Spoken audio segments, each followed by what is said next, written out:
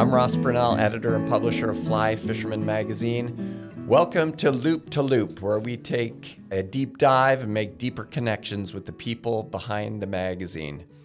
We are sponsored today by Patagonia.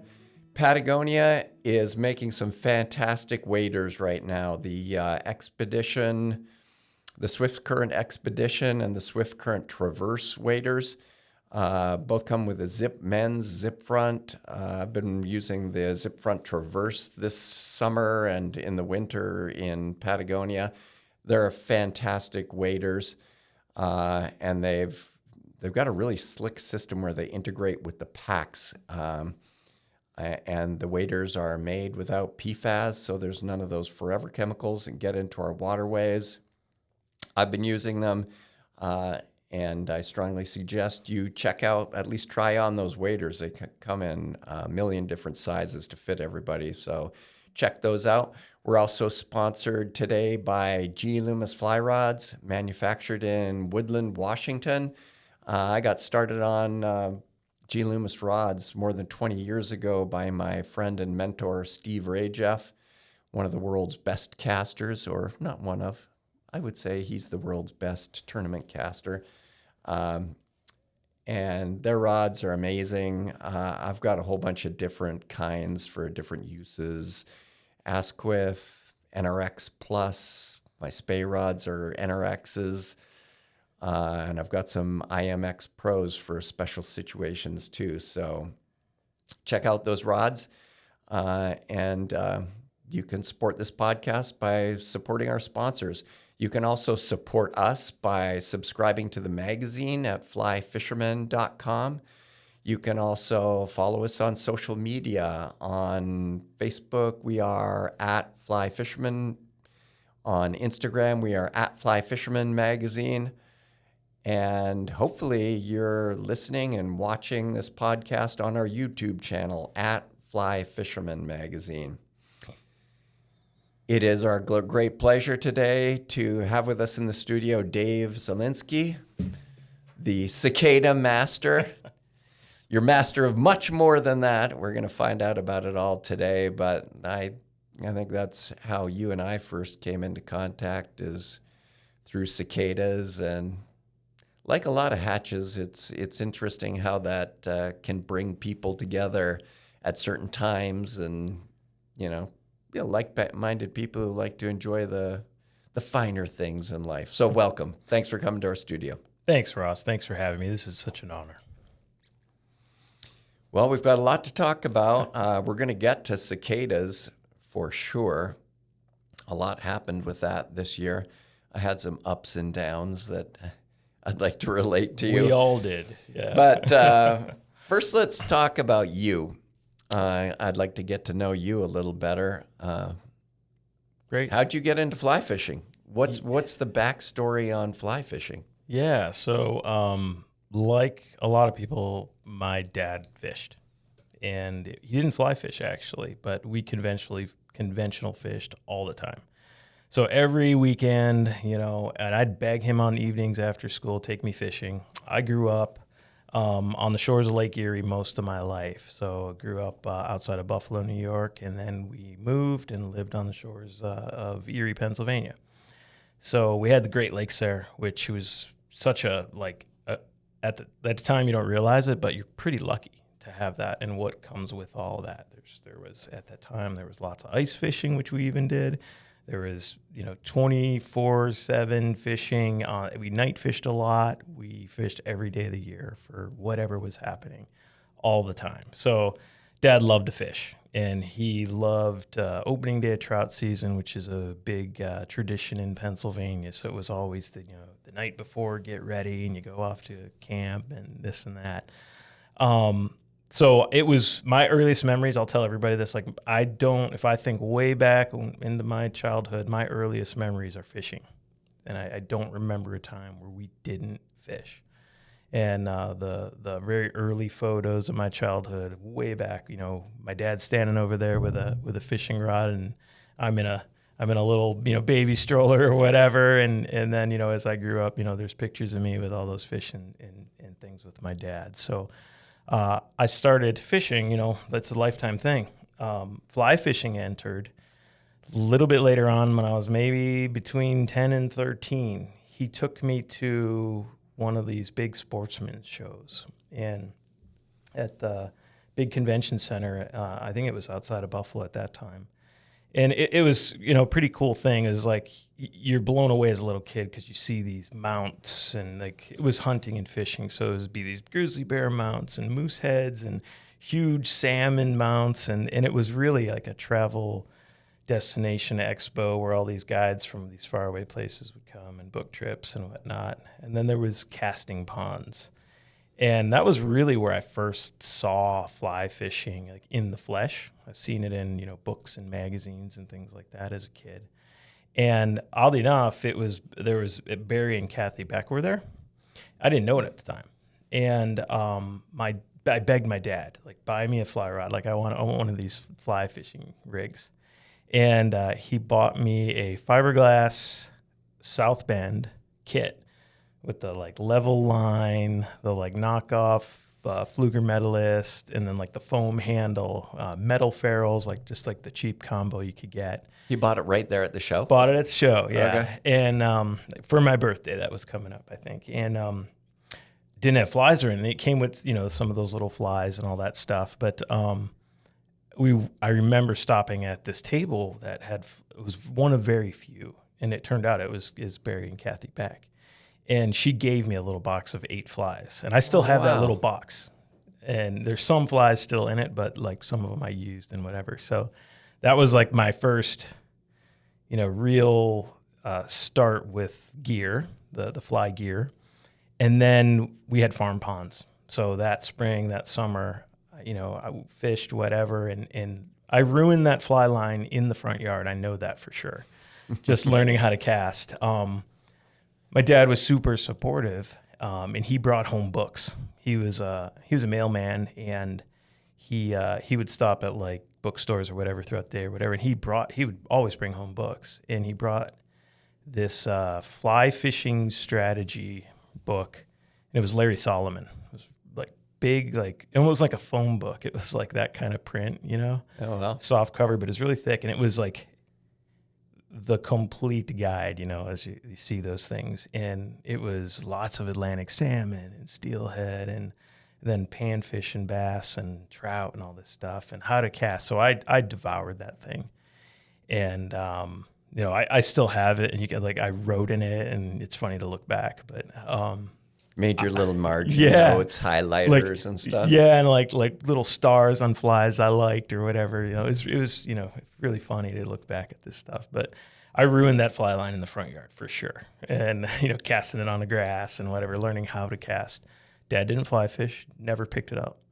Didn't know anybody else fly fished. So it was all on me, right? So it was books, and my mom would take us to the library on the weekends, and I would just bring home books. I can relate. You and I have a very similar background in that. My dad did not fish at all, let alone fly fish. Yeah. So books were the way to go. It pays to be a bookworm. Yeah, it comes full circle sometimes. So it was very interesting, like to grow up like that, and like it was like I want to catch a fish with this. So we went to get a farm pond that was just full of bass and panfish and stuff. And it was like very easy. It was very, very quick that I caught fish on a fly rod. But I still never met anybody who used one. And we went to another spot at a lake, and I saw a guy with a fly rod. And I was like, that's a real fly fisherman. So here's the fun of this. I saw this guy, and he saw me, and I was like casting, and I probably wasn't doing anything really good. And he said, what are you practicing casting? And I was like, well, yeah, I'm, just learning. And I caught some fish in front of him and stuff, little bluegills. And he came over, and lo and behold, he was using worms on his fly rod. No. And I was so disappointed. I was like, wait, I thought this guy was a real fly fisherman. He's using bait. Heretic. And like, it's funny to laugh at now, but like, we've done that too. Like, I've used a fly rod with, live bait or whatever back then too. But I was like really looking like there has to be someone who does this because I see it in books. And Then I really did come across some, and it was on the Great Lakes steelhead at the time. So, but it actually was in the 80s, so it would have been salmon. They had the salmon program going on at that time. And I saw a guy using a fly rod and catching steelhead, and I was like, I want to do that. And I did. The first time you came in contact with a real fly fisherman. Did you talk to him, or you just watched and observed? I watched from a distance, and then like I saw, and I had my fly rod, and and I saw him. He saw me, and like at that time, it was like, and I was probably 14, 15, 16 at that time. At that time, there was like. It was like I also grew up skateboarding. So like when you see a kid with a skateboard, you instantly have this bond, and it was like that. It was like, hey, fly rod. Oh, you're cool. So I remember talking to him, and I think he even gave me some flies at that time too. Nice. And my first like trout was actually a Great Lakes steelhead on a fly rod. So, and I was using an Adams dry fly, and it was sunk, and I had no idea. And I watched that green level line go under this ledge, and then it like darted forward. And I was like, that had to be a fish. And I set the hook, and lo and behold, I landed it, and it was like blown away. Like I became a real fly fisherman. Funny how this comes full circle, because one of the things that I just love right now is spay fishing, dry line, and skating dry flies for real steelhead. Really? Yeah. So it's like that first experience has come like full circle, and like I love to chase Pacific steelhead with skated flies. That's so cool. I love hearing stories about how people got started and stuff, and teenage boys. I've got a nephew right now who I gave him a fly rod in September, and he's just like the last 10 months, he's just turned into a little fly fishing maniac on the Provo River in Utah, and just started his own YouTube channel and everything. And I just like these 14, 15-year-old kids that are just getting after it. I admire them, and I guess I like it because we were them too. We were, and they have so many more resources, which is kind of cool. Like, and we look at it a lot, but we all had what we had at the time, and if you're going to devour it, you're going to devour it, and it's pretty cool. It's funny you say that. I just this year I was driving through Bellefonte during the cicada thing, and I was at the light right in town. And there was this little kid, two kids with bikes, backpacks, fly rods sticking out of their backpack. And I was at the light, windows down, and I was like, hey, you going fishing? And they were like, yeah. And I was like, I had my box right there, and I just took like 20 cicadas, and I like handed them to him. Oh, that is awesome. And what's cool is like the world we live in, that kid like 2 weeks later found me on Instagram.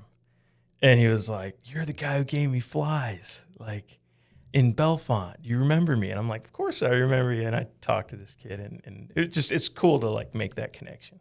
Yeah, it is. And those young kids that are just eating it up, like support them. Support them. Yeah, we got to get them on this bandwagon. Otherwise, everything we love is lost, right? Let's get more of them. I love to see these young guys getting after it, and some of them are so good. I don't want to fish behind some of them. Yeah, especially those little Euro nympher guys. Like they had a tournament down in Cumberland Valley, had a tournament, and I went to the awards, and it was like 18, 19-year-old kids won first, second, third. They won everything. Yeah. Just Euro nymphing and just showing the old guys how to do it. It's pretty kind of cool. Yeah. So you're into real steelhead. I'm sorry for everybody. I said that. I didn't mean that. They're all steelhead, and they're all good, and the Great Lakes steelhead are great fun, and I fish a lot of them. And I guess I meant that when I say real, like I really like to go after like the native fishes, like where they belong. Like, so that's really attractive to me. So I kind of mean it that way of like, those are ocean-going fish. Some, they're probably hatchery stock at this point, but it's like that's their real home, and like that is it's a draw for me. That's why we chase all this stuff all over the world, right? You and I see eye to eye on a lot of things, I think. So where have you been going in BC? As background, I'm a Canadian. Yeah. I grew up in Alberta. I was a fishing guide on the Bow River, and I would every fall after guiding was over, I'd just go to Smithers and camp at the town campground for forever, and I absolutely love it. That's going to be me next year. So that we're 2 weeks there. Yeah. So, but I mostly around Oregon, Washington, and stuff is what I've done. Okay. So a lot on the Deschutes, a lot of the, the stuff that we've kind of lost. The North Umpqua stuff is cool, but it's it's not what it was, and we've seen this stuff slip in our lifetimes, in our short fishing careers, and I think when you get to this point, you do it a little bit more for just catching a fish, and I enjoy that. So next year's BC. Yeah, next year's a BC trip. This year's probably a Clearwater trip. And you haven't done BC before? I have not, no. Well, years ago you shared your knowledge of the Erie trip, Yeah. So happy to share some of my spots. I mean, a lot has changed up there, but the contour of the river bottom has not changed too much, and that's one of the things I like about Steelhead. They always stop at the same spots. Yeah.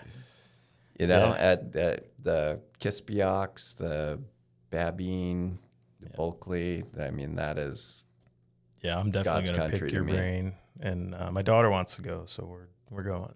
So How old is she?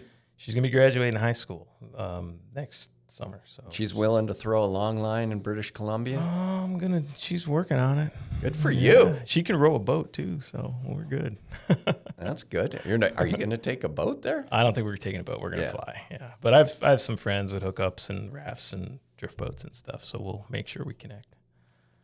Yeah, that's cool. That's one of my favorite things. Yeah. In the world is BC Steelhead. I haven't done it for quite a few years, but it was killing me last year. They finally had. Last year was a good year, and bad time for me to be getting text messages on my phone from people. I know. I watch it too, and I hear from people. It's like, you should be here now. Don't wait till next year. Whatever. Watching the Columbia accounts right now, and they're looking really good. So it's like, and I was going to take a year off of that.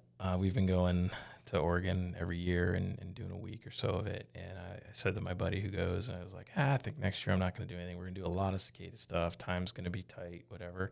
Then you start looking at fish counts. And by midsummer, you're like, you start getting that itch to like, what's coming this fall? There's, the hunting seasons or whatever. And then start getting that steelhead thing. And you're like, all right, we're going back. So it's a good itch to scratch. It is. Sounds like it's time to talk about cicadas. In 2024, you wrote an article for us in the, the June-July 2024 issue? Yep. When Broods Collide. Yeah. And in that year was kind of an interesting situation where two different periodicals, some 13 years and some 17 years, overlapped. This year was even crazier. I thought, let's take a step back before we get to current and past events. How'd you get into the cicada action anyways? Like, how did you come to be world's leading expert on cicadas when it comes to fly fishing? Sure. I know there's PhD guys in universities all over the place who actually study the bugs, but you are the guy that put it together with fly fishing. Surprisingly, right? So there's not very many that like rocks that haven't been kicked over in this sport, right? And like surprisingly, but we can get to that like when I started writing the book. But how I stumbled across it. In where I live in Western Pennsylvania, there's a number of broods that occur, different years when they're going to emerge, and I stumbled across it. It was in the late 90s, and I went fishing to the Youghiogheny, which is near my house and where I fish a lot, and wasn't anticipating running into that. It was just summer, and I was like going to go catch some smallmouth bass and whatever. And after work, went over there and noticed some weird stuff. Like, why is there catfish eating flies off the surface? And look at those carp. Those are carp lips. They're eating something. Start looking, and you're listening. You're like, oh, wait a minute. These bugs screaming in the trees, cicadas, they're getting in the water, and these fish took notice and stumbled across it. Fished that evening, caught a couple fish, went home. Didn't think much beyond it other than like, wow, that was great. Like, I'm going to go back. And at that time, some young kids at home, really young kids, job, everything, and didn't have time. Go back week later and it was over. So like I caught like the tail end of it.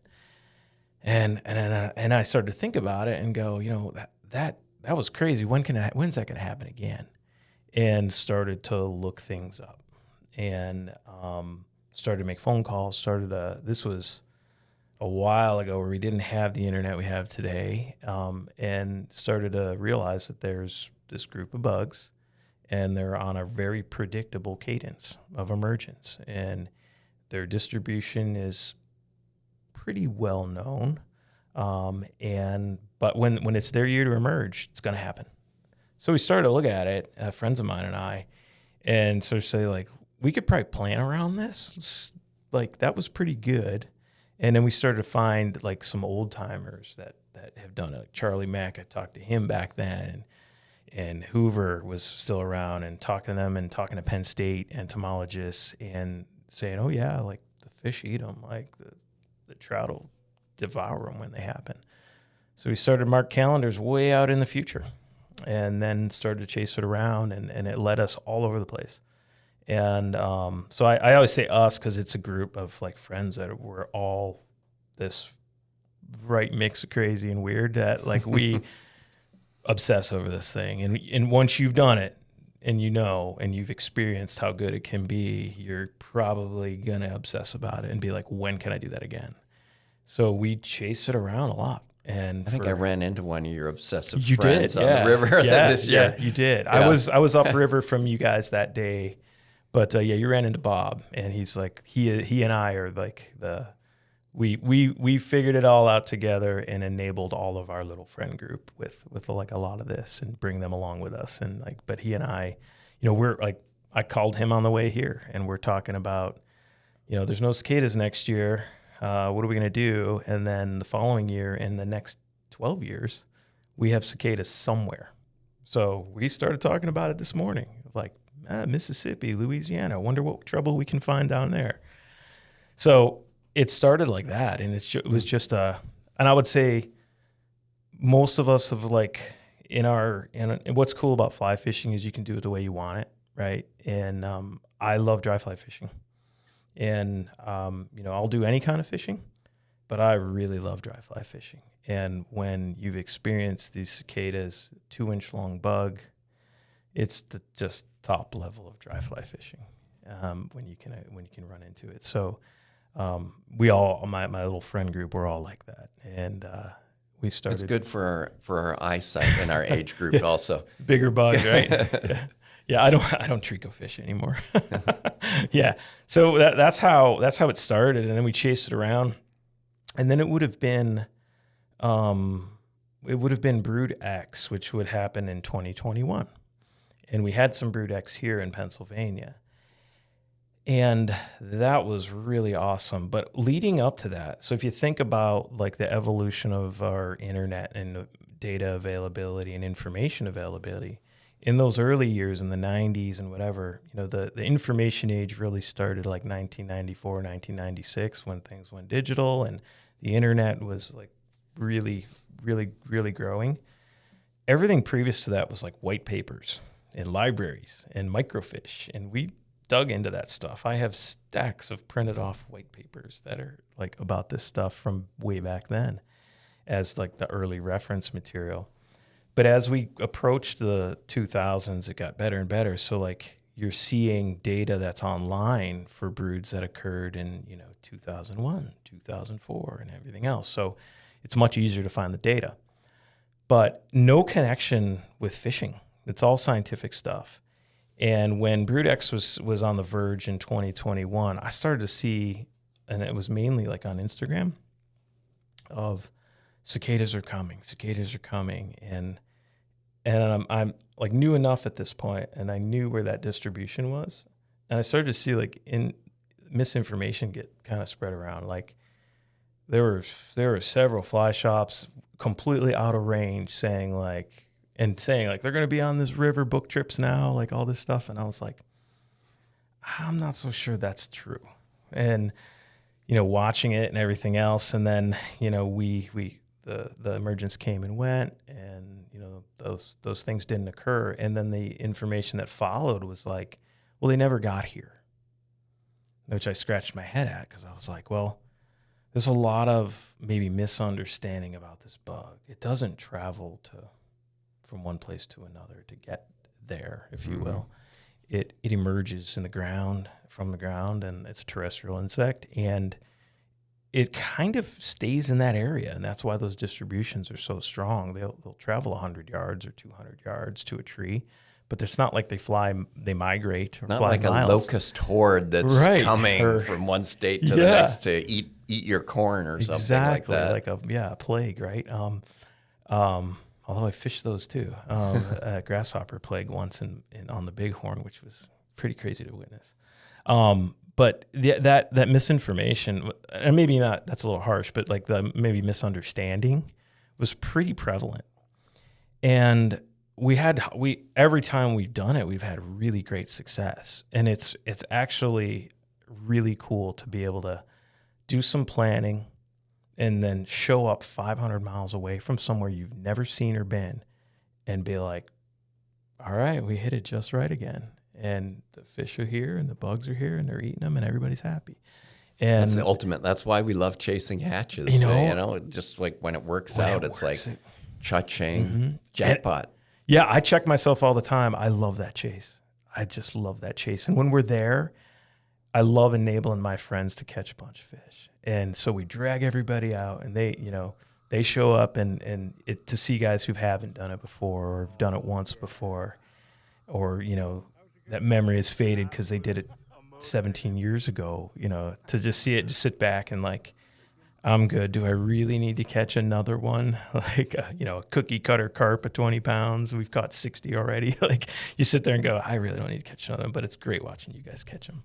The anticipation on this hatch is crazy, though. It is. Like Christmas only comes once a year. These come every 13 or 17 years, and it's very interesting listening to people who, they were there 17 years ago, and they mark on their calendars, and they wait for 17 years. Like Ed Jaworowski, who was sitting in that chair, telling me, I don't know what year it was. It would have been 2006 or something. He said the best day of fishing I ever had was on Spruce Creek in this year, and I've been waiting for 17 years to go back. And 2008, and he had it booked on his calendar for more than a decade. And that's a hatch to look forward to. That's next step beyond waiting for next year's green drake hatch or salmon fly hatch. You wait forever for it. Those are my people. Definitely. And I've found them all over the country. Like the same words. Like I've never planned time off that far in advance because I'm not missing it. I'm taking the whole month off. Like you hear it. Best fishing I've ever had. Best day of fishing, dry fly fishing. And even more now since I've written the book and I'm like out there publicly, I get DMs or messages or emails like every week of just your book was everything. And that it helped me find, places I didn't think was going to have it. And I did the homework and just like the book said. And I was like, great, you used it the way I expected. And they follow up was like, when can I do this again? And I'm already planning the next one. And that's like, it's pretty cool. The time aspect is awesome. Joe Humphreys was here doing the podcast just a month ago or something like that. And I talked to him a few days afterwards before it was even released. And he fished the hatch in 2008. He knew it was a periodical thing, and he said to himself, well, I'll be dead by the time they come back. This is the last time I will ever fish this hatch. But then he lived till he was 96 years old and went out and fished the same hatch again when he was 96 years old. And caught fish on a cicada dry fly. And so he thought he would never see it again, but he did. He told me a story. So I asked you earlier, like if you've ever been to that Fly Fishers Club of Harrisburg here. They had me speak this year at their annual banquet, and I sat next to Joe at dinner, and he said to me, in 2008, I fished with Charlie Mack, and I caught the last fish, and I let it go, and I said, Charlie, that's the last fish I'm going to catch on a cicada. And Charlie's not here. So it's like, wow. Joe's still here and got to fish it again. It was pretty deep. Yeah.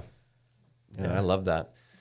Let's dig in. I mean, people can read your article on flyfisherman.com that was sort of, specifically targeted at the 2024 emergence. Yeah. They can also get your book, Cicada Madness, on Amazon.com. Yeah. Or wherever. But let's dig into teaching people a little more about cicadas, because like you said, there was a lot of misinformation. That was the goal of your book, to try to solve that. And I run into a lot of confused people. I've caught trout on cicadas in New Zealand and had some amazing experiences with those. I've caught fish on the Green River. For 5 years, I lived in Colorado, and we used to go fish the Green every year, and there was cicadas almost every year. Yeah. But what we're talking about is a different thing. So can you explain the different cycles and different kinds of cicadas? Sure. Yeah, so the cicadas you described, like on the Green, that's an annual cicada. And we have annual cicadas almost in every state here and in some in Canada. And annual, they occur every year in some number. So some years there's a whole bunch more, and some years there's not. And they're not, if you think of them like grasshoppers, right? Some years there's these big booms of grasshoppers, and some years you see some grasshoppers, and there's not a million of them. These annual cicadas are just like that. There's varying factors that determine how many, and that's why the mystery on the Green there, there's two cicadas there that some years it's like there's billions of them, and some years, there's a few on some sections, and there's a lot of environmental things that scientists are kind of figuring out on why. Some of it's rainfall. Any cicada's growth is tied to what they eat. And what all cicadas eat is they eat the sap of vegetation. So all cicadas have like a beak, and they poke that into the roots when they're larvae, and they suck out like a straw the xylem from a plant. And their growth rate is tied to plant growth rate. So that's why we think sometimes rainfall and this and that. Now, periodical cicadas, which is the one we experienced this year in Pennsylvania here, Brood 14, periodical cicadas is much different, because if it's their year to emerge, all of the members of that group are going to emerge. There are no larvae or eggs left behind. Every member of that group emerges. So periodical cicada either happens on a 13-year or a 17-year cadence. Very predictable, and have been studied since colonization started. They took notice. So 1700s, there's lots of documentation starting way back then. A lot of it actually, right where we're sitting, started in Pennsylvania. A lot of the early research and all of the early studying. These cicadas, with periodical cicadas, there's things called broods, and we chase those broods, and those broods correspond to a year. The thought in science was like they were all part of one big family that emerged at one time, and through millions of years, and we can trace their DNA back to 3.5 billion years ago. There was a divergence, and some of that divergence could have been from glacial shifts, land getting moved around, changes in the land mass, massive climatic events that pushed everything dormant for deep freezes. So evolution and growth slowed way down. There's lots of theories, but we obviously can't prove all this stuff. But what we do know, their DNA is connected, and they've been separated. And when you look at some broods, which in Pennsylvania here is really interesting, broods will correspond to a Roman numeral, like we had Brood X in 2021, and we had Brood XIV or Brood 14 in 2025 this year. If you look at those two broods, they're what's called an adjacent brood. They fit together, their distributions fit together almost like puzzle pieces. So that it gives some other indication like they're connected. They don't ever really overlap. So where you found Brood X cicadas, you'll be absent of Brood 14 cicadas and vice versa. And this was a clear for me, doing this a long time, was I really studied where Brood X was in 2021 because I knew that boundary and I knew where that stopped. Probably going to have Brood 14s, and it worked out. So periodical cicadas, 13-year or 17-year, there are 15 total broods in existence now. There's 12 that are 17-year cadence, and there's 3 that are on a 13-year cadence. When I wrote that article for the magazine, and it was the collision of 2 big broods, which is something that for some of us, it's the only time we're ever going to see that. The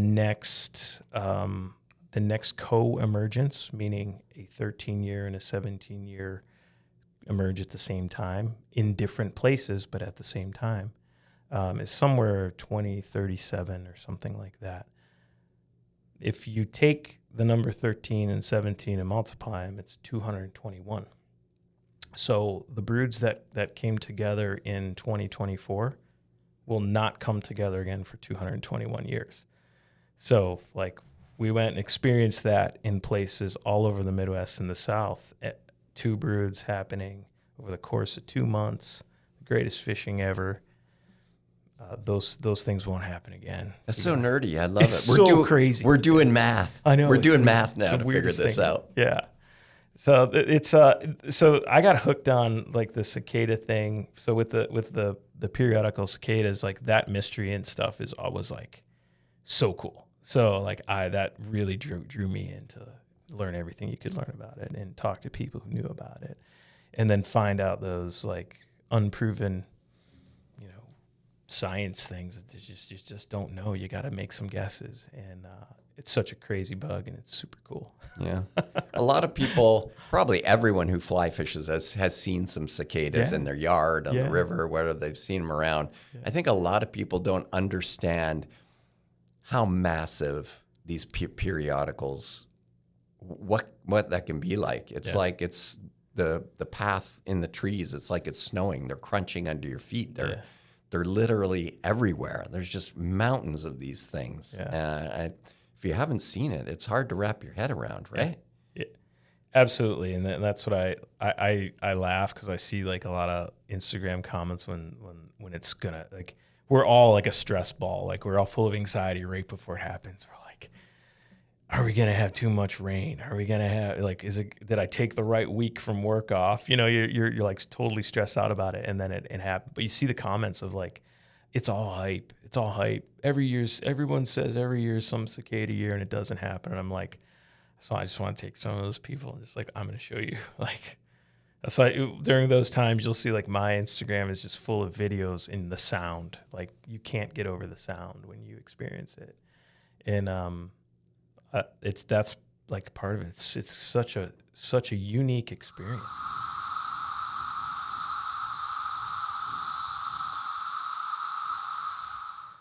You get this sound. It's usually super hot, and there's so many fish eating that it's just one of the greatest things. It's cool. It's like seeing a sockeye salmon run in Alaska or some big spectacle of nature. It's like when there's that many, and it's just like your ears are roaring because there's so many of them, and they're crunching under your boots. It's like, this is pretty amazing to see.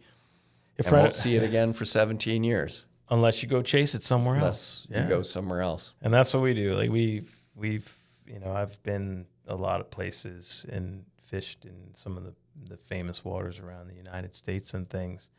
And with, family and time, it's always tight. I kind of look at it, it's like, what do I really want to do? I want to go chase cicadas. I did a long weekend Tennessee run this year. Like drove 700 miles on a Friday evening to be there to fish Saturday and Sunday and get back to work on Monday morning And was that Brood 15 also? That was this year's Brood 14. Yeah. Brood 14. Yeah. So it's the same brood that we saw here on my home streams. Yeah. Just in a different location. In a different time. So what's cool about it, so with back to like the emergence and things like that, is there's a 64 degrees at 8 inches of soil depth is like this trigger temperature for cicadas to mass emergence, to really kick it in. And if you think about it, well, the South is warmer earlier. So what's cool about it is like we've in previous years like always waited for, cicadas in our area and things like that. And about, I don't know, 10 broods ago, the guy you met, Bob, and I said, let's go south earlier. Let's go in mid-May, and we can extend our season of the cicada stuff and follow it back north, and you get a good whole month ahead. So 2023, North Carolina, South Carolina, parts of Georgia was amazing. 2024, Tennessee, and Western North Carolina, just really awesome. But you can go earlier. So like it warms up earlier, that emergence happens earlier. Same brood, same bugs, same species. Distribution of this year's cicada, the Brood 14, is one of the biggest in distribution. And Geographic large, distribution, covering an area. Yep, Okay. yep. So extending, all the way down to like the northern edge of Georgia, all through Kentucky, part of southern Ohio, like across Cincinnati, and then this little pocket we had in central Pennsylvania is kind of isolated. Oddly enough, it's not really connected to any other ones, right next to it, because everything else fits in that other brood, and they don't overlap. So pretty cool when you start to look at it, and the way we do. I'm probably going off a tangent here, but the way we find them is you look at those distribution maps that exist, and they're online. They're in my book. They're pretty well published, but they're not definite. When you look at how scientists are gathering that information, you start to notice that why are they all along roadways? Well, they're driving around and they're probably listening, probably looking, but they're on roadways and just driving, a major highway and said, yep, there's cicadas here, and no, there's not cicadas there. We go down rivers, right? Mm-hmm. We go around lakes. So you start looking and you're like, okay, the distribution is to the west of this big lake and it's to the east of this big lake. I kind of read between the lines. I bet you they're on this lake or parts of this lake. So there's no way other to tell is just go. Seems like there's a little bit of citizen science going on these sites too, because there's a little button where it says, send us your reports and stuff. Yeah. So they're trying to gather information too, it seems like. Yeah, Dr. Gene Kritsky, who I consulted a lot when I was writing the book, out of Mount St. Joseph University, and he studied cicadas, and he worked with University of Connecticut people as well, and they actually took a page out of the history books. There was a scientist, and his name escapes me at the moment, but there was a scientist way back in the 1800s, worked for the Department of Agriculture, and he used the mail, and he basically put an ad out that said, if you see this bug, send me a note, and I'll send you your stamp back. And he was crowdsourcing, right? So citizen science, right? And Dr. Kritsky told me the story of they sat there and they said, I wish there was an app for that. And like right there, the light bulb went off, and they developed an app that, we all carry cell phones around with GPS data. You take a picture of a cicada right where you're standing, you load it up, they validate it, and they put it on their map. And now they've been able to collect since Brood X, they've been able to collect much more defined distributions of these cicadas, as well as studying like outliers, like ones that they didn't expect. So it's pretty cool. And the data set grows. I mentioned the internet, the amount of information we have today is just incredible. Some of the ways we scout and find some of these places is looking at forums and things. And suspected there were cicadas, just an example of this, suspected there were cicadas on this one lake and really hoping there was cicadas on this one lake. And started doing an internet search and looked at a campground, and they had a forum. I went to that campground and then I rolled back the dates way back, and it was like right in the June timeframe, and there was a comment there like, we left early because my wife couldn't stand the cicadas. And I was like calling my buddy like, they're there. We got it. We're good. We like because That's some incredible sleuthing. Yeah, like it is. Yeah, like you're digging deep. Like, but like that's the kind of thing where you and that's what's cool about them. Like if you know they were there, they're gonna be there. Like they mated, they laid eggs there. They're going to be there again. So that's what's pretty cool when you find those previous locations. You know, mark them, keep notes. So for Brood 14 this year, same brood, geographically separated. So they're not really related because the cicadas stay in the same area. But anyway, same brood because it's the same year. Yep. You went south to Tennessee. Yeah. Was this trout fishing, or what were you fishing for when you went down south? Still hitting some trout waters? So there were some trout waters, but I went down for to fish a couple lakes and fish carp. So And what you'll learn about like me and that stuff is I love everything, but and it's great to have variety, and that's what was great about this year was we had a lot of trout, but we also had a lot of carp, and but big fish to pull hard, and carp are notoriously hard on a fly rod, right? When they're looking down in the mud, 2 a day is a great day. I don't even want to start counting on cicadas when they're eating on the surface. It's just fantastic fishing. But there were trout in Tennessee, and I saw some very, very big trout caught on some of the big trout tailwaters. Pretty cool. But I didn't have enough time. I would have loved to. Carp they are bastards. Let's be honest. They make me so angry. But with cicadas, they can just get dumb all of a sudden. Yeah, part of that is their physiology, right? So they can't really see well when they look up. So they learn, and I talk about this a lot and talk about this a little bit in the book of watching how they learn is pretty cool.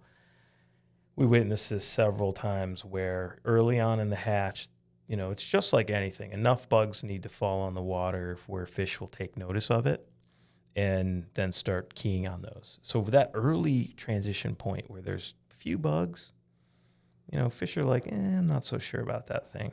But you take our bluegill are like, they go after anything. They have like more gumption than any fish alive, right? So something hits the surface and like 20 bluegills show up, right, looking at it. You see the bluegill like start to pick cicadas apart. And they have that tiny little mouth. The cicada's a big thing. They drag it down and swim around with it. I've witnessed this a lot where a carp's in the area, they see it, they get really actually violent on those bluegills and like chase them and run them down until they let go, and then they eat the cicada. Wow, okay. And then they start hanging around those fish, and more happens, and more happens. And then all of a sudden, that carp learns and goes, wait a minute, they're falling out of the sky. I can get my own. And that's when it turns on. And it almost seems like the next day they told all their friends, and then there's packs of them looking for cicadas. It's the coolest thing. That's amazing. Yeah. Yeah, I thought bluegills were not part of the equation because their mouths are just too small. I mean, how are they going to swallow that thing? But yeah, they drag it down and carry it around and try to pick it apart. Bulldog it, huh? Yeah. Yeah, it's pretty crazy. And then catfish learn too. It's the craziest thing. Like the bottom feeder of bottom feeders, right? They're up on the surface, whiskers are out of the water, and you're like, that's a catfish. It's really cool to have those opportunities to catch fish that are, like you said, notoriously hard, right? Carp are bastards, right? Like you said, like when they're in the mud looking down, you lay a line across their back, you're done. They're gone. With a cicada, they're easy. Super easy. And catfish, I've only caught 1 or 2 catfish on accident probably, but have them up hunting up on the surface is pretty neat. And then other fish like grass carp, pretty crazy. Bowfin, gar. So a lot of funny species. Fall fish, big fall fish eating cicadas like trout. And then of course our trout, which this year was a great trout year. Yeah, this year was pretty special for me because Brood 14 was on my 2 home trout streams. I don't know about home, but they're the ones I like to fish the most in Pennsylvania, and it came there. Yeah. That was a beautiful thing, but man, the rain this year was crazy. Water levels were up and down. Yep. It was a tricky thing to try to figure out. Yeah, there was cicadas, but sometimes Yeah. the river was like 6,000 CFS, and you'd have a death wish trying to wade there. So Yeah, it was tricky this year. It's a little bit of a blessing and a curse. So like it made the great days really special, and like you hear a lot of people like, I caught the biggest fish in River X. I had no idea those fish lived there at 1 o'clock in the afternoon. No night fishing, no streamer fishing, but like a 2-foot trout eating broad daylight. The blessing was like those days were special. The other blessing is I worried about cold water and having cold water in June because it was hot, and we had, in a normal year, it's that edge. Like you really shouldn't be fishing. And some of those, creeks like Pens or, whatever out there get notoriously warm, and you don't want to fish. And like I felt a little bit of responsibility writing a book and talking all about it, but always telling people like, watch water temperature, please. Like, please just go fish carp or bass or something, but stay away from the trout. This year, you didn't have to worry about it at all. Not an issue. We had the extreme. We had too much water. It was still cool. It was like if you had the ability to be there and have the time when you were in those windows, it was just lights out. A lot of water this year. Yeah. Temperature thing was not an issue, but Right. man, it was a spectacle. Yeah. And it's crazy. Having done this all over the place, chasing periodicals, often on those southern trips, and done a lot of those. We're there before the locals figured it out, which is fun too. Yeah. Pennsylvania is full of fishermen, and Pennsylvanian anglers were ready for this. But I also will say, like, I don't think it was as crazy and crowded as I expected, which is interesting. It wasn't like, the cicada hatch wasn't as crazy as it is every year for the green drake hatch on Pens, for instance, or, some of these parking lots out in Montana. It wasn't that crazy. But that's actually one of the things I liked about it this year, is because it brought people together. And it's kind of like, I like being out on a steelhead river in BC, and you see this guy's from Montana, this guy's from there, and you're all there trying to get the same thing. And it's great to meet everybody. It was good to meet your friend. Yeah. What's his name? Bob who? Bob Bell. Bob Bell. Yeah. Yeah, great guy. And he was there with his sons and friends, and another case of the young guys getting out and getting after it. Those kids get after it too. So watch those kids, because you don't want to fish behind them. I've known those kids. I've known Bob my whole life, but I've known those kids since they were little and fished with them the whole way. And they are serious. And his one son seems to always find the unicorn fish, like the biggest, the weirdest species, whatever. Like he'll find it, and it's like he caught we measured, it was a 36-pound carp, common carp on cicada, and it was the biggest of we caught some big ones, but that was the one. And previous to that, he caught this giant grass carp in another year.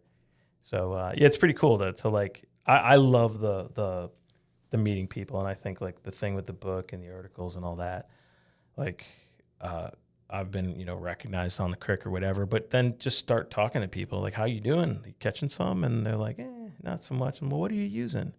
They show me, and I'm that guy who carries way too many flies. So, but during cicada time, it's just cicada flies. I don't carry anything else. And I gave away 100 flies. I don't know. And just, enabling people to catch some and show them like how I'm doing it or whatever. You never see some of those people again, or you end up being friends, making friends. I'm a friend collector. So I'd say I probably made half a dozen friends in Tennessee and a dozen friends in Pennsylvania. That's awesome. So, but I really enjoy that. It's cool. People were funny about it, like hiking in along the railroad tracks this year. I ran into one guy, he was coming out, and I was like, hey, how's the fishing? Terrible. Didn't get any. And he was real grouchy about it. Yeah. And then the next guy, we got down to where you cross the river, and the guy's just sitting there. Shaking, leaning on his pole. He wasn't even fishing. He's like, I caught so many fish, I can't keep track. And either some people didn't realize about the cicadas or something, or else they're trying to be tricky and they don't want people to know about it. It was funny, some of the weird fishing reports I got from fellow anglers, but some people were just like, here, take some of my flies. It's awesome. And other people just didn't want to talk about it or acted like there was nothing going on. It was funny. I always stand and take a look around, and I stood in some of those same rivers you were on and look upstream, look downstream, and not see a person and be like, there's room for everybody. And then, seeing somebody and giving them flies and saying like, yeah, I'll show them a picture on your phone. Like, look at this one. Like his belly is lumpy from, I got that one down there, and there's more fish splashing around. So go, Their bellies can get, I didn't run into this year so much, but a few years ago, maybe it was 2021, where it was, there was cicadas on the big Juniata River. Yeah. It was good. Yeah, but the fish really did get filled up. Yeah. Like there was some afternoons where there was just, you could see cicadas all over the water, and they weren't getting eaten because the fish were just packed. Are you talking bass or bass? Yeah. So there's a funny thing with smallmouth bass, and I have this conversation with a lot of the other like cicada crazy people that I've met along the way, and we theorize about this stuff all the time. And I think the bass is a lot like the bluegill. It's in the same family kind of thing, and they're voracious and they're very aware of their environment, like what's going on top to bottom, and they will be an early adopter, I think. And I do think that they get full, and they'll fill themselves up only to a point. When you look at a carp has basically no stomach. There's no off switch. They just eat. They just eat, and eat. Trout are somewhere in between. They can somehow gorge themselves and digest quickly. And I don't understand the total science of it, but the bass thing, they definitely have a switch. That lines up with my experience totally. Yeah. And the switch is pretty high up. I caught 2 bass this year that had, on Game Changers, that had crayfish crawling out, with their pinchers trying to crawl out. Yeah. So clearly they can eat a lot. But that one year, when it started, they were really on it. But it seemed like they just got fed up with them, and it became pretty difficult. And not because it didn't seem like they were just too smart. It just seemed like the ones you caught, their bellies were just, looked like they were going to blow up. Yeah. There's another thing in Pennsylvania with that. Like I've fished it elsewhere. The timing of the spawn too is like they're just coming off that spawn. So it's like a lot of smaller fish. I don't know where the big ones are. They're like sulking or whatever. But definitely early in that emergence, like when you're seeing a few bugs, they're eating them. Mm-hmm. And, in contrast right now, we don't have periodical cicadas right now, but we have annuals. And that is highly fishable. And you go on any river here or anywhere in Pennsylvania or even, south, morning to noon, 1 o'clock, you're going to hear a lot of cicadas. And that smallmouth bass is very aware. There's damsels, there's dragons, there's cicadas. There's all kinds of bugs on the surface. And you'll find those fish as the water gets lower. They'll eat a cicada fly. I fish a lot of them. Are they taking it for a cicada, a damsel, a dragon? Who knows? But catch them the way I kind of want to catch them. They're looking, yeah. Yeah, but we have so many bass anglers in the state. Like I'm out of line talking about it. I feel like you have Jake and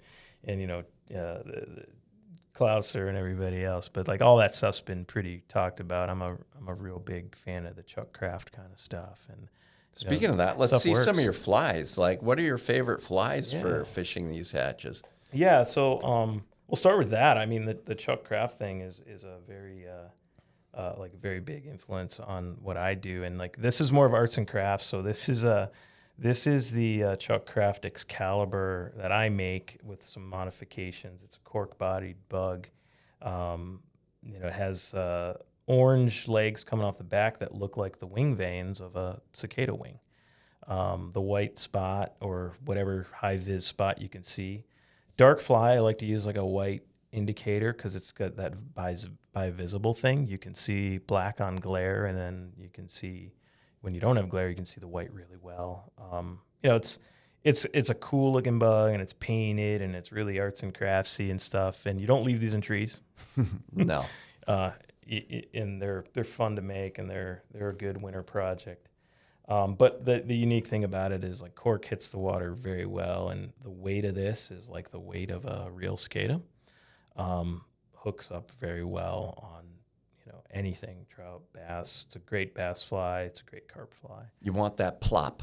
Yeah, sometimes you want more of a plop than others. Sometimes you want to be delicate, and you'll fish that on an 8-weight. You need a big line to turn that over. For mostly the trout stuff, and the really like my pattern is the 17-year itch cicada, and that's what this is.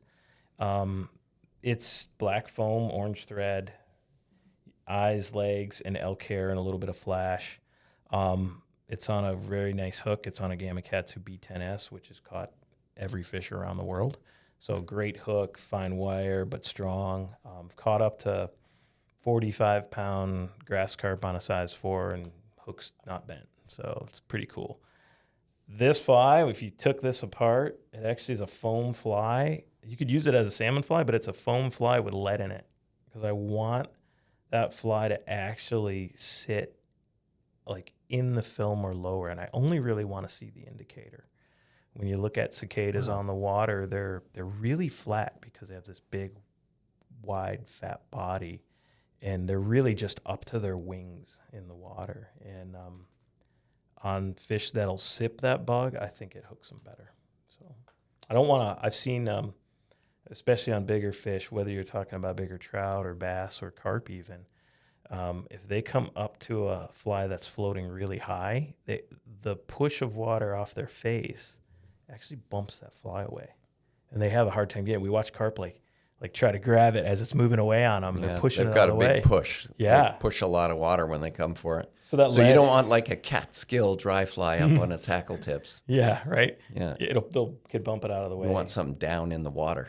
Yeah. And then for right now, like I'm like, so you can get super realistic, like some of these, and you can get, I'll show you another one here, and you can get really just impressions. This is the 17-year itch cicada that I tie, but it has those 3D printed wings that Blaine talks about and he makes. Really cool, quick tie, super durable, casts really nice, and it sits in the water really well. So like that's a pretty cool modern innovation. Like every year something new's coming out, and like this is like he's always changing the game. So really cool. To the like flies that just make an impression, blockhead popper, and this one's green and black that would imitate kind of the annual cicada that we have right now going on, all across the east and southeast. Tie this in orange and black, and you got the other cicada. I like a little bit of just fun in the fly, so it has like those rattly doll eyes in it. You don't need them. Legs, a good hook. This is cool because you could fish this still. So when a cicada is on the water, it's done. It can't go anywhere. It can flutter its wings, but it can't pick itself up off the water. Unless it gets washed into grass or a log or something, it might be able to crawl out.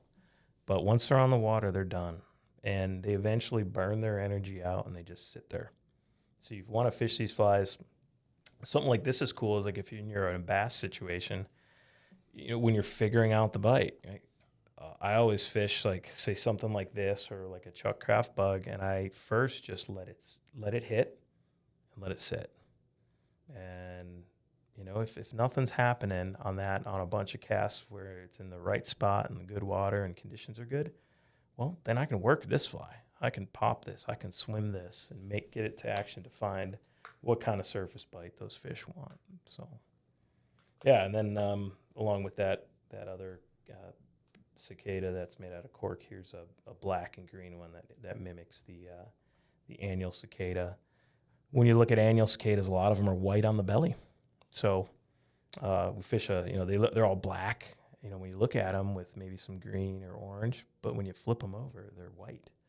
So most of the annuals I see are black and green. Yeah. But periodicals are black and orange. Is that all black and orange? A true generalization? That is the truth. Yeah, there's there's really three subspecies, but they're all black and orange. Yeah. And a note to people listening to this on the audio version only, you can come and, if you listen to the YouTube version, you can see all of these cool flies.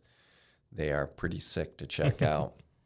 So we talked a lot about Brood 14 this year. What's What's in the future for cicada I knew fishermen? you Nothing? were Are we going into a dry spell? What's happening? What's cool about it is, so we are a dry spell for 2026. There are no periodical cicadas in 2026, but starting in 2027, 12 years of cicadas. So we have a brood every year starting 2027. And it's just how the 17 on 17 and 17 and 13 and everything stacks up. It's a new age of periodicals. We're going to be putting a lot of miles on, doing a lot of oil changes. So it'll be fun. But 2026, no periodicals. But annuals, like you said, Yeah. always the annuals, west and east. Yep. The periodicals are only east of the Mississippi. Is that correct? Absolutely, yeah. So east of the Mississippi, which is peculiar. And what's even more peculiar about that is bound by the United States. So, they're only in one country, which is crazy. As far north, there were cicadas this year outside of Boston. A little tiny pocket left of cicadas there. And I say left because they can go extinct, and they have gone extinct. There's some gaps in the years because those broods no longer exist. And what makes them go extinct is really like urbanization, cutting trees and forests down and making parking lots and all that. So we've lost stuff to that. I mean, you said they eat sap. That's the sap of trees exclusively, right? Like I've known if there's like a cultivated field, there's no cicadas there. They need a forest. Isn't that right? They need forests. They need trees, right? Yeah, they suck the if you talk about a little bit of the life cycle, starting with mom lays eggs. Each female cicada has about 600-800 eggs. They lay their eggs in the bark of the spring growth of trees. And a few days later, those develop into larvae and they drop to the ground. They fall out of the sky and they go into the ground. They go down a crack in the earth. And that cicada will stay within a square meter of where that was born. And it'll just mill around the roots. It'll suck larvae with its little anemone. It'll molt every couple of years to get bigger, just like shed its exoskeleton, grow a little bit more, and so on. You go through about 5 molts. By the time that happens, it's the 13 or 17 year, and it emerges when that ground soil is 64 degrees, and crawl up a tree, morph into the winged adult. And if you've ever seen a salmon fly do that, crawl out on a rock or a reed or whatever, it's the same thing. It looks the same way. And I'll share some photos with you, but when they shed their skin, they're like ivory white. And their eyes are red, and it's this white bug, and it's almost see-through and translucent. And then it's in this tendril period where it needs to really just kind of dry out and harden. And by, a couple hours later, it'll dry, it'll turn black, and eyes get really red, the wing veins turn orange, and now you have that final stage of the adult cicada. Their whole purpose at that point, the males will sing to attract a mate. They'll do their mating thing. Females will lay eggs, and then they die, and the next generation happens. And what's just you sit there, if you sat there this year, and I sat there this year and just watched it all and said, it's so crazy to be back here. The last time we fished in 2008, and then say we're actually fishing the descendants of the bugs we fished back then, the absolutely direct descendants in this spot where I'm sitting. The next generation, yeah. It's just the craziest thing, and it's so analogous to this whole sport of fly fishing is built around aquatic insects that develop exclusively under the water and emerge for only a short time. And this is mind-blowing because all the development occurs under the ground. Yeah. For 17 years, they're down there, and they just come out for a very short time, just like a mayfly. Their life's as adults above, in the air where we can see them is very short. Yeah. So much we don't see. Yeah. So much we don't see. So much we don't see for sure. And You'll see them like a month before like emergence people start clearing their garden beds out and digging holes and stuff, and they'll find larvae and nymphs and all that stuff. But like, yeah, their life, one of the longest living bugs, and their whole life is 17 years underground, and we get them for a month. We see them for a month in huge numbers. But they're, development like parking lots, pavements, buildings, subdivisions, anything that cultivates the land, paves the land, cuts the trees down, those cicadas are gone because they're synonymous with forests and trees are long-lived. The cicadas are long-lived, and they kind of have a relationship, right? You cut down the trees, the cicadas are going to be gone too. So when all of your cicada fishing, it occurs in forested areas, correct? Yeah, that's a great point. And just the concept on that, or talk about that. So you go to some of these southern lakes when you're in so like I said, we do this pre-scouting, and we look at the map, look at the distribution, and be like, there's 3 great lakes that look awesome. But we look at Google Earth and start looking at what's the tree situation. Because a lot of those southern lakes, huge mansions, cut all the trees to the bank, whatever. We've motored around these lakes, and where there's houses, you pull up there, kill the motor, and you listen. You hear cicadas behind the houses. They're further in where the trees are, and it's like, well, there's no bugs close enough to water. Move on. You won't find fish there. So it's absolutely directly correlated. So you gotta, like, when we look at lakes, we're like, this, northern end of this lake, there's not a house on it. And it's like, it's just trees to the water. And that's the spot. like, you need those trees right there. on the water. Yeah. Or, so that's really important. So yeah, you wipe the trees out. Those now in that situation, like where if you had a lake that was all trees, and you put a house here and you put a house there and you cleared trees away, those cicadas, if you dug them up, they're gone, whatever. But the cicadas around are still there, and they will fly to a tree when they emerge. So I do a little bit of pre-scouting every time I go, if I can. It was easy because it was here in Pennsylvania this year. So a couple of weeks ahead, you're always going to have a few bugs pop out of the ground. So you go look for those things. And I'm driving down the road in one of these towns by one of our local rivers, and I see a telephone pole covered in bugs, and I'm like, slam on the brakes. Like, I took my wife with me, and she's like, what? And I was like, there's bugs on that telephone pole. Pull in a parking lot, go walk over there and look, and like, you could see, like, they cut a bunch of trees down there. You can see the stumps. You can see, like, those bugs would have emerged in those trees, likely, but they emerged where they could. So they found a guardrail, they found a telephone pole, they found a fence, whatever, and they came up. But those bugs now, they're going to fly across the street to where a tree is, because when those males sing and call, they kind of congregate. And you've probably heard, the huge choruses, right? Like wavering in the wind of, like, that is just thousands of bugs. And you're hearing like the dominant, like, chorus of bugs kind of screaming together. And you hear the little ones in between, but like they'll congregate and they'll fly to a big tree or a grove of trees. So those distributions are still in the same area, but they'll get really heavy when that occurs. Like when you cleared some out, because there's less trees to go around, they'll just congregate in huge areas, and you'll find areas super concentrated. So. And they're pretty bad flyers. Like, is there any with grasshoppers, people say if it's windy, it's better. Have you found any sort of environmental conditions like that cause more to be on the water? Or when I've been around them, seems like they're always on the water because they're just not smart. You're asking great questions, and we theorize this stuff all the time. We'll stop on the river and be like, it's better today because windy is. A little bit of breeze helps. I will tell you, on creeks and rivers, it doesn't really matter, the wind thing. Sunny days, definitely sunny. So it's a cold-blooded animal, right?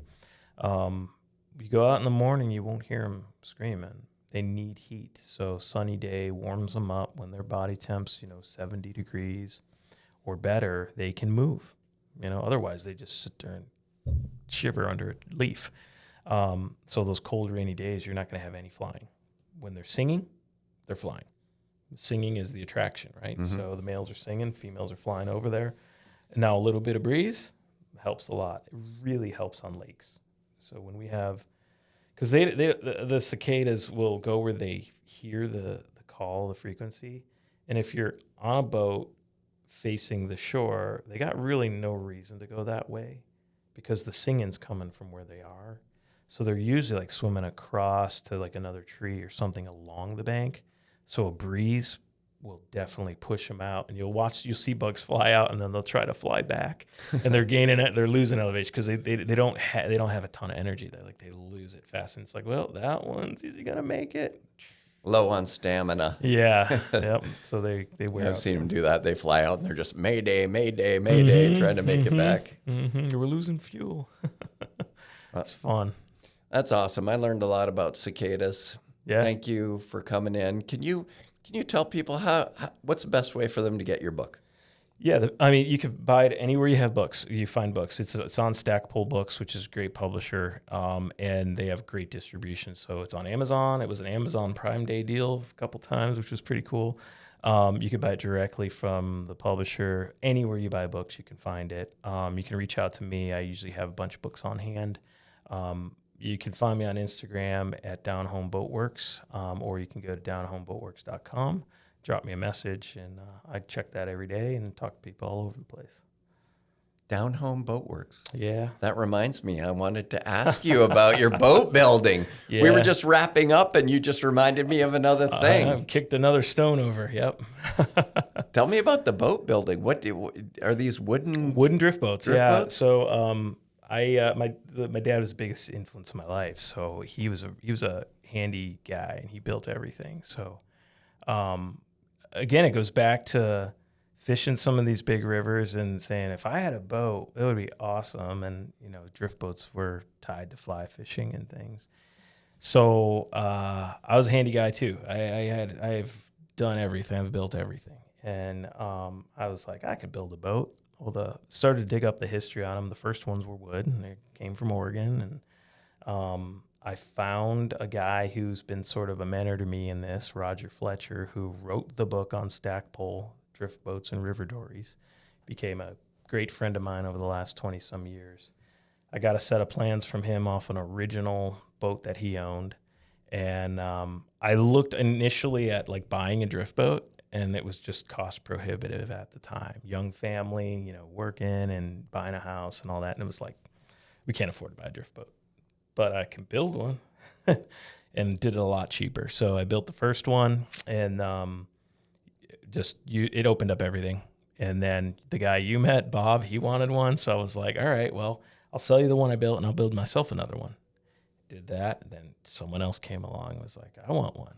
And I started building a few boats and selling them. And then I was like, I really don't want to do that anymore. It takes a lot of time. You can, when you make something like a job, it starts to wane, and you're like, it's not really fun anymore. And then Cuts down on your time of you rowing your own boat. Now you're not fishing, right? So it became some of that. And then but I had more people always wanting to want one. And I gave somebody a set of plans. It was like they were kind of bugging me to buy a boat, and I said, well, I'll give you a set of plans. Are you handy? I can guide you through it. And that worked. And then I was like, I bet you I could sell plans.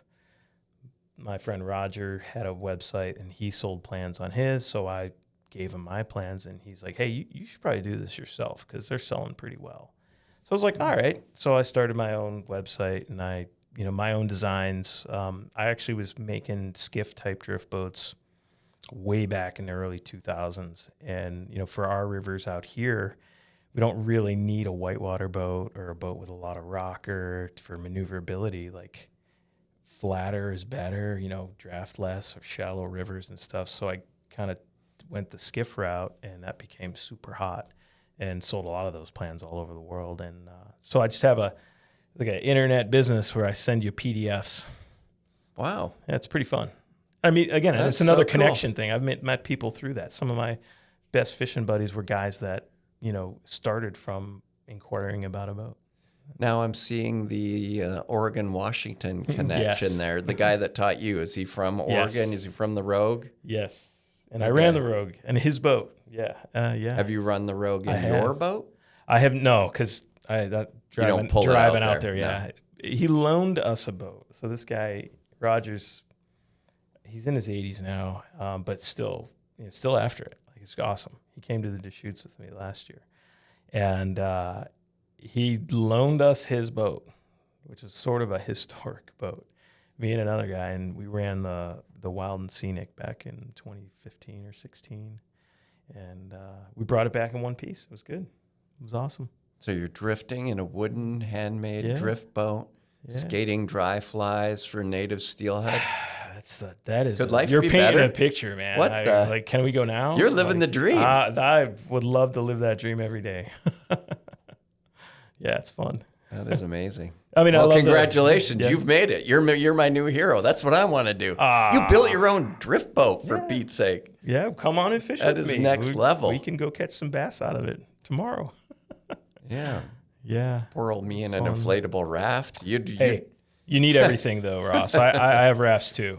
And much dismay to my wood boat buddies are like, why do you own a raft? You need a raft. You got to have it all. Because the raft can take a beating. You can do bad things to it you wouldn't do to your wooden boat, probably. And you can carry it out. You can drag it out places where you can't trailer out a drift boat. So you got to have one of everything. At least that's what I tell my wife. You need a jet boat. You need a raft. You need one of everything. I like that philosophy. Yeah, yeah. If you're gonna fish all, you got to have it all. You'll have to share some photos of the boats so we can share it on the YouTube version of the podcast. Oh, that'd be great. Thank you. Awesome. And you shared your Instagram? Yes, at Down Home Boatworks. At Down Home Boatworks. If you're interested in building your own boat and then fishing cicadas out of it, this is your guy to talk to. Thanks a lot, Dave. Thanks, Ross.